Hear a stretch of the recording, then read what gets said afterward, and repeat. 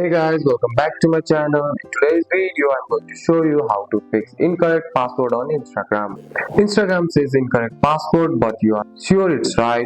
Here's how to fix it fast on Instagram. First, double check your password. Make sure caps lock is off, no extra space, correct letter and number. One small mistake can cause this error. Still not working?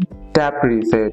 On the login screen, tap forgot password, then choose email, phone number or username and create a new password. If you don't get the mail, check your spam or junk folder. Search or email from Instagram. Without the email, you can't reset your password. Bad internet connection cause login error.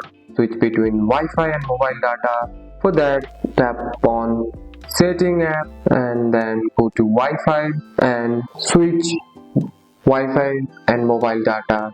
You can also turn on airplane mode on, then turn it off. Old or broken app file can block login. For that, go to the App Store, search for Instagram. If update is available, tap on it. And that's it. That's all for today's video, guys. If you found this video helpful, drop a like and subscribe for more videos. Thanks for watching. See you in the next one.